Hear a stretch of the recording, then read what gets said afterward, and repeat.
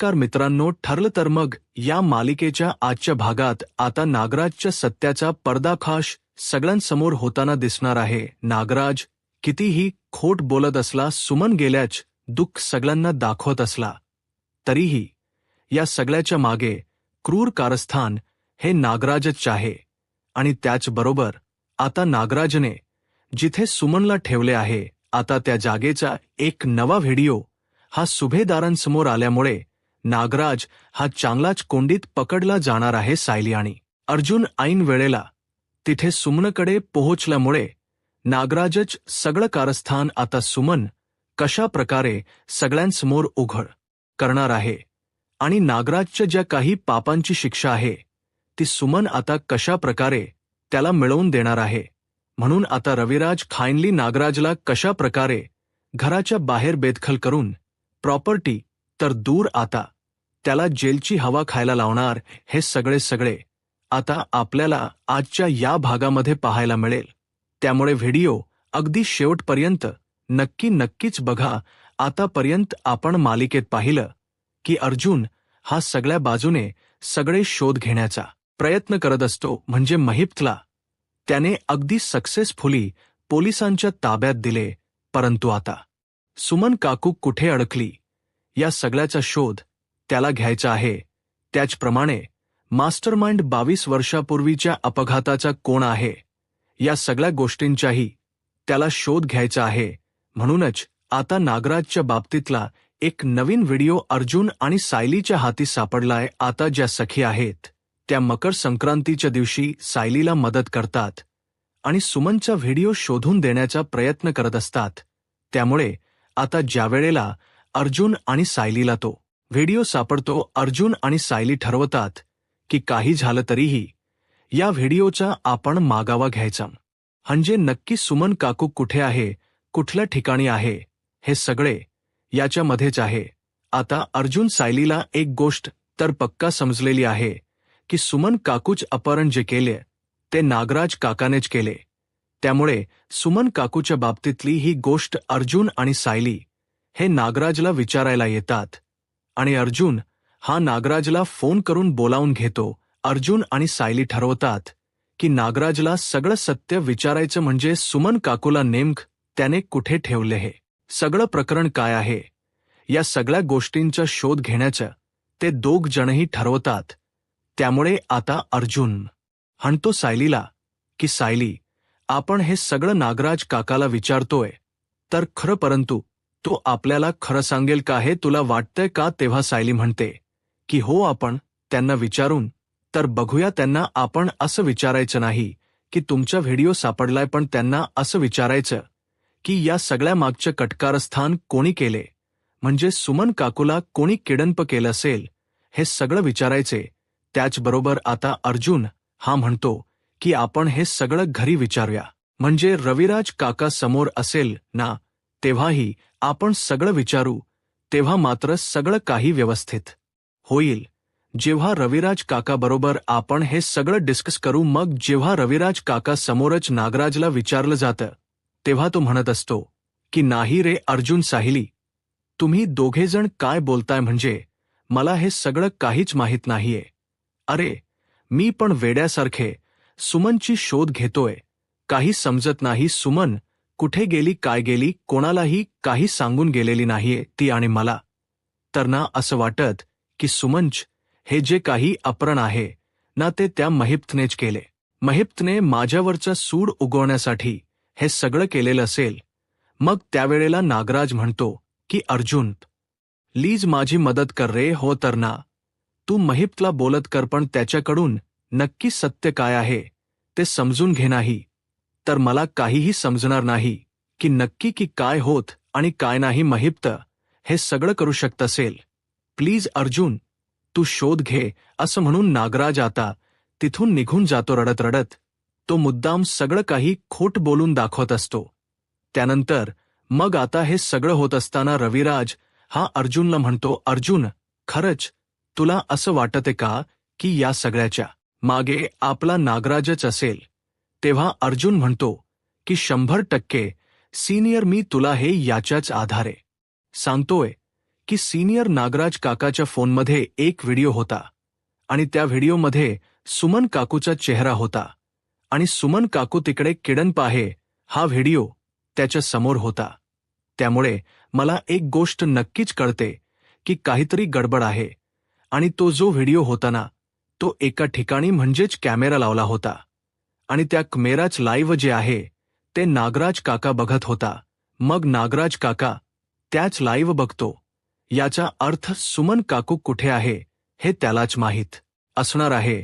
त्यानंतर मग आता हे सगळं झाल्यानंतर अर्जुनला रविराज म्हणतो की बरं ठीक आहे चालेल, तू एक काम कर, तू मला तो व्हिडिओ दाखव म्हणजे तो सगळा कुठला व्हिडिओ आहे ते मला जरा बघू दे म्हणजे मला कळेल. तेव्हा आता अर्जुनने फक्त त्या व्हिडिओमधला एक फोटो हा तिथून काढून घेतलेला असतो म्हणजेच नागराजच्या मोबाईल मधला जो व्हिडिओ असतो तो तर त्याला घेता येत नसतो कारण ते लाईव्ह असतं, परंतु त्यातला हा फोटो सुमन काकूचा त्याने काढून घेतलेला असतो. म्हणूनच आता अर्जुनच्या मोबाईलमध्ये जो फोटो असतो तो फोटो अर्जुन आता रविराजला दाखवतो आणि रविराज तो फोटो बघतो आणि तो म्हणतो की हा जो फोटो आहे हा फोटो म्हणजे सुमनला अशी अवस्था करून ठेवली. सायलीलाही ते बघवत नसतं. सायली म्हणते की मलाही हे सगळं बघून खूप त्रास होतोय, सुमन काकूची ही अवस्था झाली हे पाहून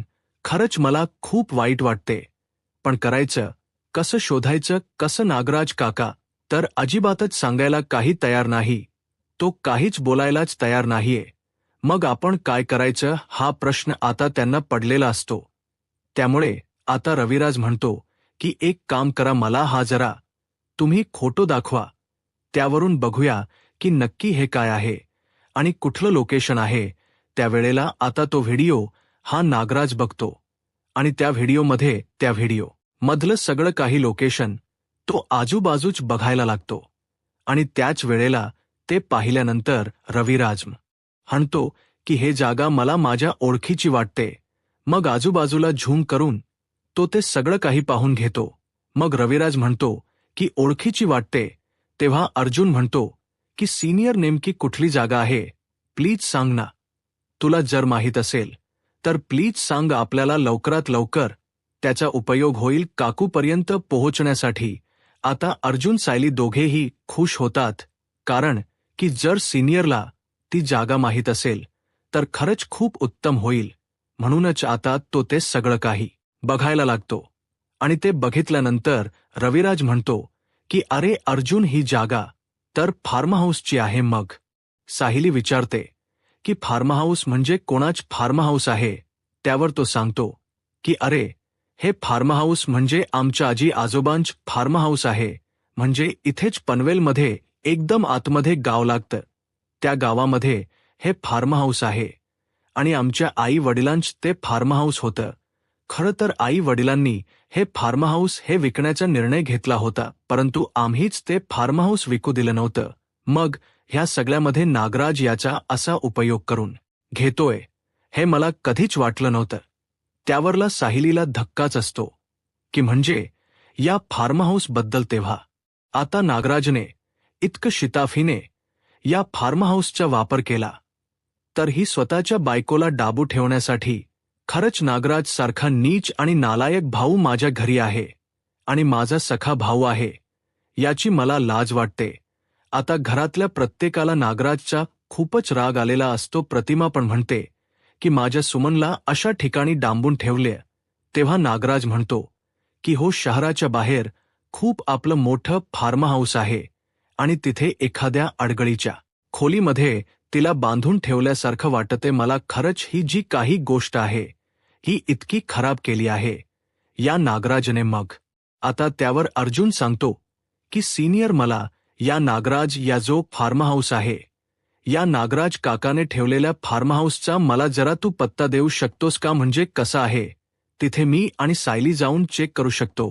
मग अर्जुनला रविराज म्हणतो की मला वाटते की गडबड आहे, तू नक्की एकटा जाऊ नकोस. तेव्हा सायली म्हणते की रविराज काका काळजी करू नका, मी काही यांना एकट जाऊ देणार नाहीये. मी आणि चैतन्य भाऊजी दोघ जणही यांच्याबरोबर असू, त्यामुळे तुम्ही काळजी करू नका. तेव्हा सायली तिला म्हणते प्रतिमाला की काळजी करू नका, आपल्या सुमन काकूंना मी घेऊन येणार म्हणजे येणारच. काही झालं तरीही सुमन काकूंना अशा प्रकारे मी अजिबात कुठेही अडकू देणार नाही.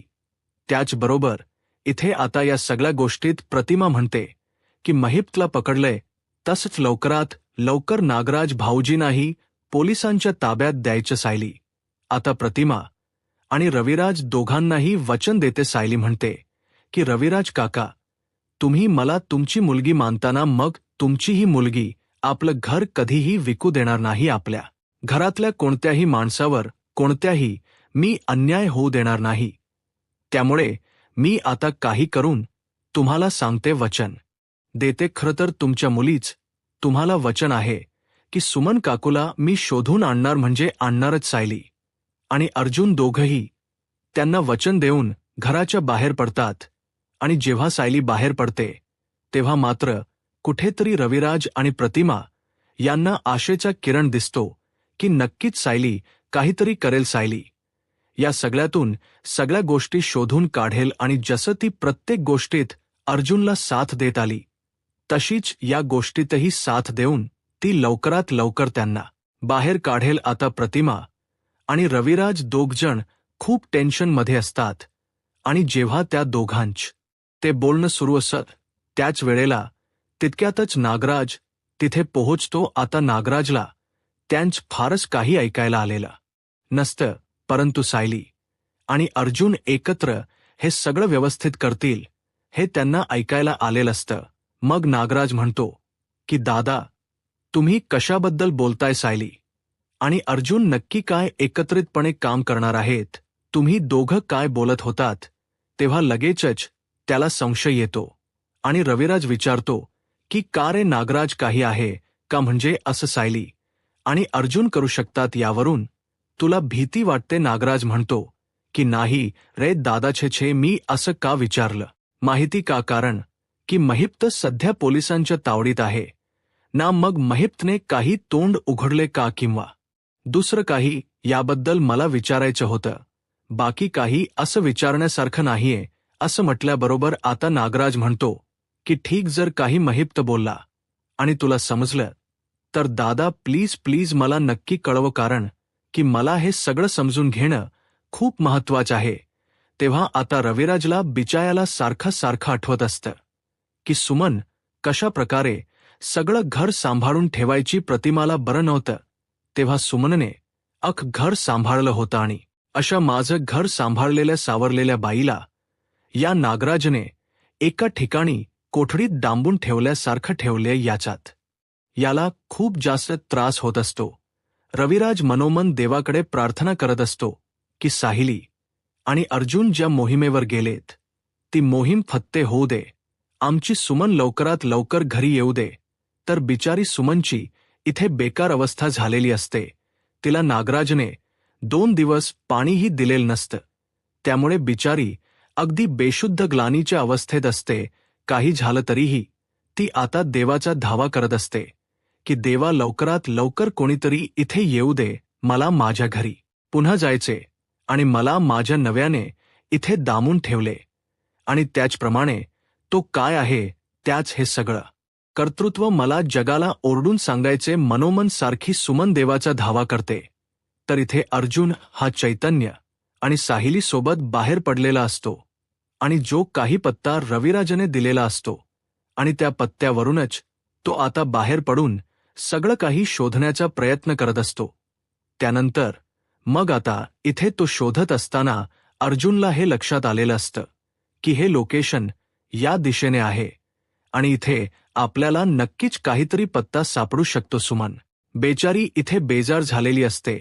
काही झालं तरीही आपण इथे कोणाला सापडू की नाही? नागराज इथे येणार आहे की नाही किंवा तिला काही होणार आहे की नाही याची भीती तिला वाटत असते. तर सायली ही जवळजवळ त्या ठिकाणी पोहोचतच आलेली असते. तिला आतल्या आत असं वाटत असतं की माझी सुमन काकू इथे आहे का? म्हणजे मनाची मनाशी असलेली हाक तिला सारखी जाणवत असते.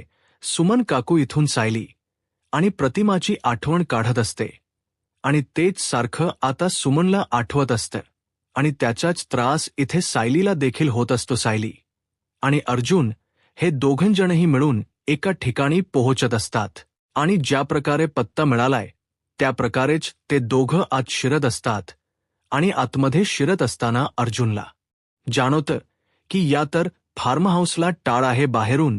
मग नक्की इथेच ठेवलं असेल का? सुमन काकूला आजूबाजूला चौकशी केल्यानंतर त्यांच्या लक्षात येत असतं की नक्की ही जागा आपल्याला सिनियरने सांगितले की त्याची आहे, पण याला टाळ आहे. मग त्याचबरोबर अर्जुन हा आजूबाजूला विचारतो तेव्हा त्याच्या लक्षात येतं की या जागेत जे मालक आहेत म्हणजेच जे आहेत तो माणूस इथे अधमध्ये 1-2 दिवसांनी येत असतो आणि इथे तो फार्म हाऊसमध्ये आतमध्ये जाऊन निघत असतो. आजूबाजूला सांगितलं म्हणजे हे कळल्याबरोबर सायली अर्जुन यांच्या लक्षात येतं की आतमध्ये मालक म्हणजेच नागराज काका तर इथे येत नसेल.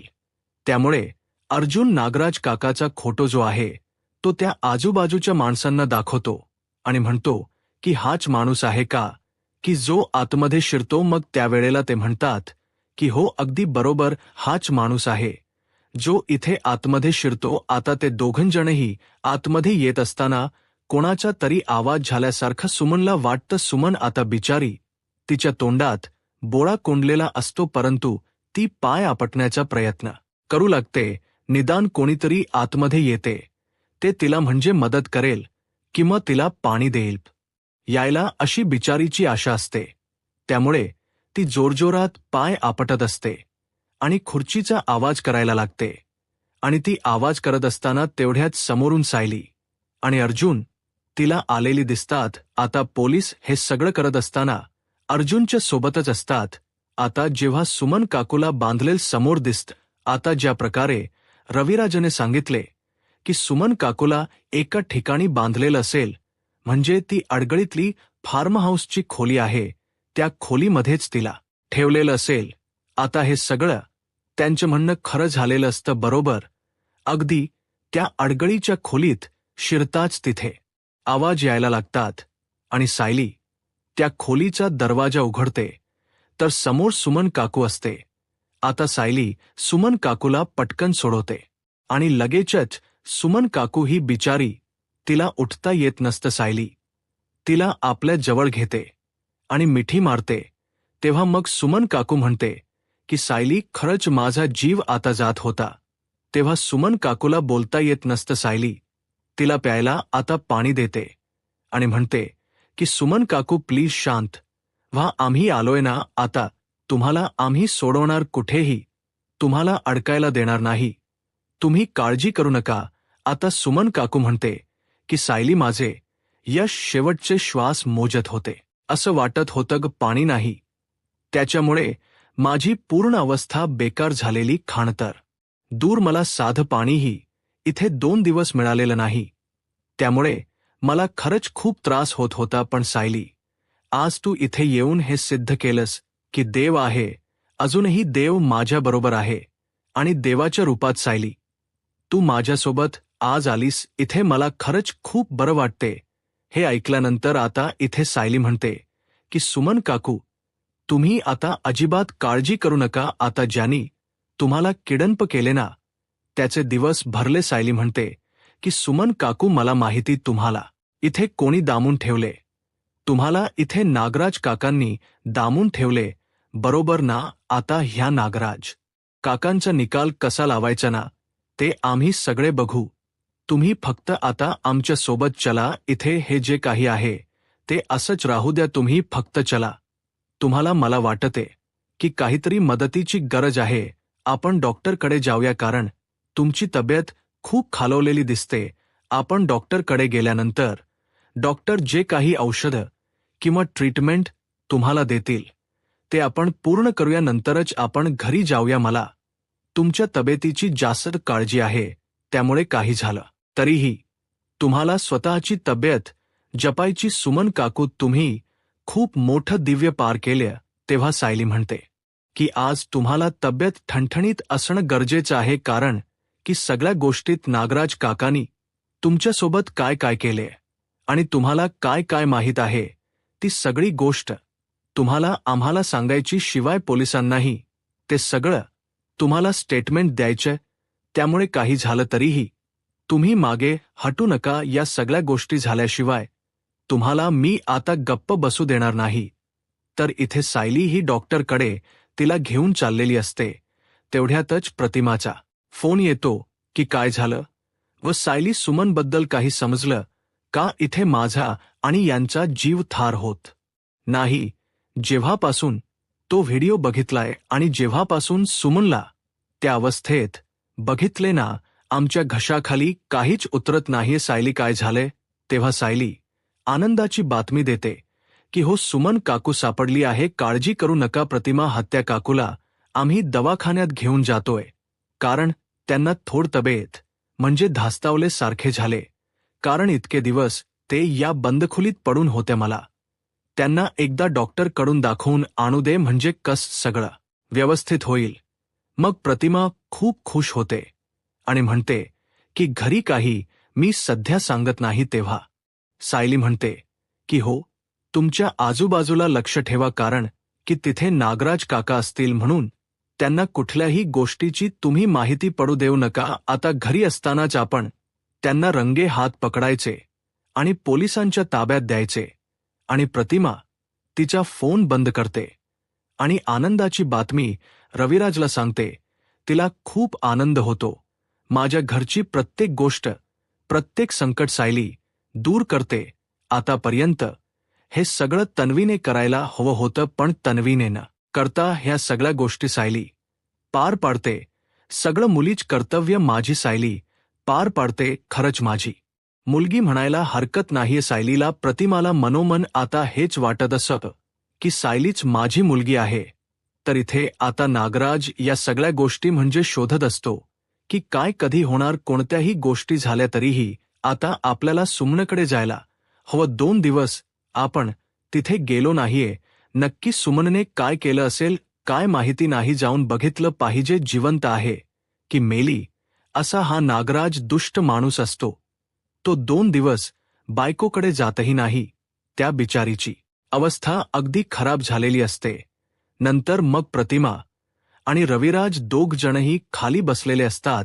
सुमनचं यांना स्वागत करायचं असतं, परंतु इथे नागराजलाही काही दाखवून द्यायचं नसतं. त्यामुळे आता नागराज हा घराच्या बाहेर पडणारच असतो. तेवढ्यातच रविराज त्याला थांबवतो आणि रविराजला तो म्हणतो की दादा काय झालं. तेव्हा मग लगेचच दादा म्हणतो की हे बघ, तू इथेच थांब, आता कुठे बाहेर निघतोयस. तेव्हा नागराज म्हणतो की अरे, मला सुमनला शोधायला जाऊ दे दादा. कुठेतरी ती सापडेलच ना. मला सगळं पनवेल शोधायचंय. काही झालं तरी चालेल, पण मी तिला शोधणार म्हणजे शोधणार. नागराजला तो काही केल्या पोलिसांच्या ताब्यात देणारच असतो. नागराजचे आता उलटी गिनती सुरू झालेली आहे. आता पुढे काय होईल हे पाहायला आत्ताच माझा महाराष्ट्र या यूट्यूब चॅनलला सबस्क्राईब करा. धन्यवाद.